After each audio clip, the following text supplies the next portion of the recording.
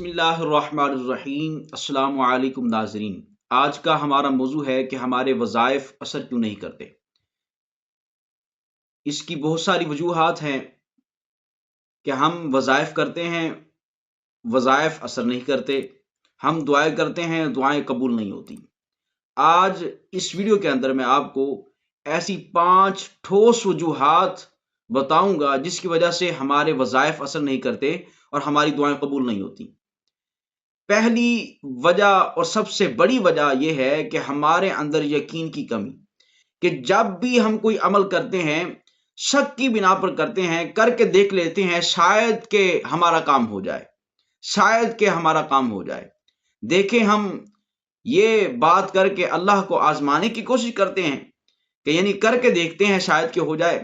اللہ رب العالمین کو آزمایا نہیں جا سکتا، اور نہ ہی ایسا کریں کہ جب بھی کوئی عمل کریں یقین کامل کے ساتھ کریں۔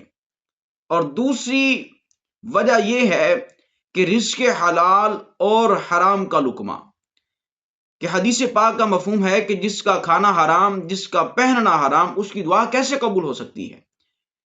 یعنی کہ سب سے پہلی وجہ یہ ہے کہ یقین کی کمی، اور دوسری وجہ یہ ہے کہ رزق حلال اور حرام، کہ یعنی اگر سودی کاروبار ہے اور اگر کسی کا حق مارا ہوا ہے تو پھر ہم دعائیں کرتے ہیں، وظیفے کرتے ہیں، تو اگر ہمارے پیٹ کے اندر حرام کا لقمہ ہے تو پھر وظیفہ کیسے اثر کرے گا، دعا کیسے قبول ہوگی۔ اور تیسری بڑی وجہ یہ ہے کہ گناہوں کی کثرت۔ گناہوں کی کثرت کیا ہے؟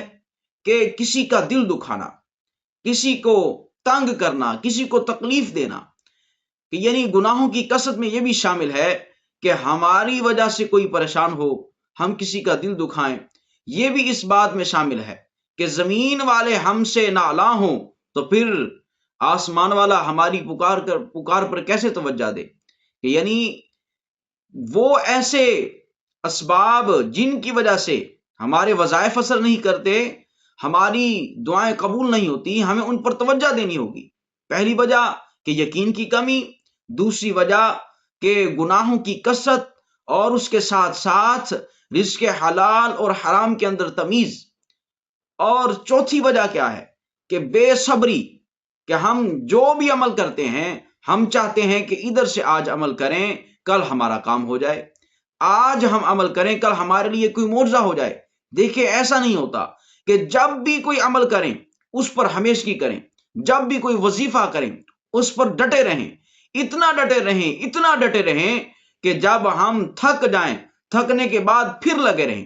ہماری ناکامی کی وجہ یہ ہے کہ ہم جب بھی کوئی عمل کرتے ہیں، عمل جب ہمارا مکمل ہونے والا ہوتا ہے، جس وقت ہمارا عمل پورا ہونے والا ہوتا ہے، جب ہماری پکار سنی جا رہی ہوتی ہے، ہم تھک ہار کے چھوڑ دیتے ہیں۔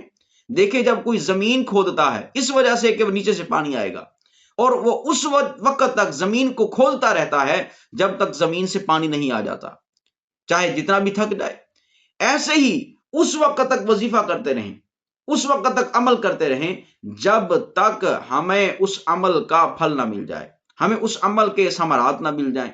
یعنی کہ چوتھی وجہ کیا ہوئی؟ کہ ہمارے اندر جو بے صبری ہے۔ دیکھیں، ان اللہ مع الصابرین، رب فرماتا ہے کہ اللہ صبر کرنے والوں کے ساتھ ہے۔ اگر آپ صبر کریں گے، صبر کے ساتھ لگے رہیں گے، ایک وقت ایسا آئے گا کہ آپ کی دعا بھی قبول ہوگی اور آپ کے وظیفے کے اندر اثر بھی ہوگا۔ اور پانچویں سب سے بڑی وجہ کہ لوگ وظائف پر توجہ دیتے ہیں، اور اتنی توجہ دیتے ہیں کہ نماز فرض نہیں پڑھتے، فرض نمازیں قضا کر دیتے ہیں، فرض نمازیں پڑھتے نہیں، جب فرض جو اللہ رب العالمین کے قریب ہونے کا اصل ذریعہ ہے، نماز ہی اصل ہے اور اللہ رب العالمین کے قریب ہونے کا اصل ذریعہ ہے، تو جب اصل کو چھوڑ دیں گے، فرائض کو چھوڑ دیں گے اور نفل پر زور دیں گے، وظیفوں پر زور دیں گے، تو یاد رکھیں نمازیں چھوڑنے سے ہمارے وظیفے اثر نہیں کریں گے۔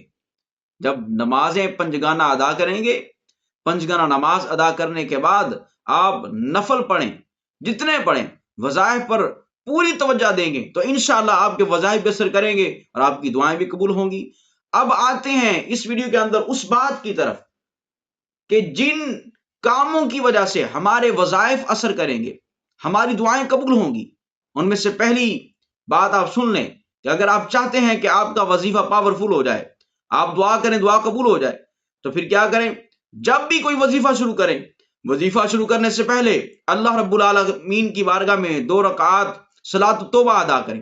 جیسے ہی آپ صلاۃ التوبہ ادا کر لیں، توبہ کے نفل ادا کر لیں، اس کے بعد زیادہ سے زیادہ استغفار کریں، اللہ رب العالمین کی بارگاہ میں معافی مانگیں، اتنی زیادہ معافی مانگیں، مانگتے رہیں۔ جب اللہ رب العالمین سے معافی مانگیں گے، گناہوں سے توبہ کریں گے، استغفار کریں گے، تو پھر اس کے بعد جب عمل کریں گے تو انشاءاللہ عز و جل اس عمل کا آپ کو اجر ضرور ملے گا اور اس کے ثمرات ضرور ملیں گے۔ اور عمل شروع کرنے سے پہلے اور عمل شروع کرنے کے بعد درود پاک پڑھیں، 3 مرتبہ ہو سکے، 11 مرتبہ ہو سکے، کہ کوئی بھی وظیفہ شروع کریں، وظیفہ شروع کرنے سے پہلے درود پاک، اور جیسے ختم کریں اس کے بعد درود پاک، یعنی توبہ کے نفل ادا کریں، زیادہ سے زیادہ استغفار کریں، وظیفہ کے شروع میں درود پاک اور آخر میں درود پاک پڑھیں، اور پھر کیا کریں؟ زیادہ سے زیادہ صدقہ بھی دیں، اور اللہ رب العالمین کی بارگاہ میں معافی مانگتے رہیں۔ اگر کسی کا دل دکھایا ہے تو اس سے معافی مانگے، تو انشاءاللہ عز و جل یہ کام آپ کر لیں کہ یعنی جب بھی کوئی عمل کریں سب سے پہلے توبہ کے 2 نفل پڑھ لیں، پھر استغفار کی کثرت کریں، زیادہ سے زیادہ استغفار کریں، درود پاک پڑھیں، تو انشاءاللہ ان کاموں کی وجہ سے آپ کے وظائف اتنا اثر دکھائیں گے کہ آپ بھی حیران ہو جائیں گے۔ آپ زیادہ سے زیادہ استغفار کریں تو پھر آپ کی دعائیں دیکھنا کیسے قبول ہوتی۔ ہر کام کا حل استغفار میں ہے، کہ اگر آپ چاہتے ہیں کہ رزق کے اندر برکت ہو تو اللہ سے معافی مانگیں، اگر آپ چاہتے ہیں کہ ہمارے لیے آسانی ہو جائیں تو اللہ سے معافی مانگیں، اپنے گناہوں سے معافی مانگیں۔ اللہ رب العالمین ہمیں عمل کی توفیق عطا فرمائے۔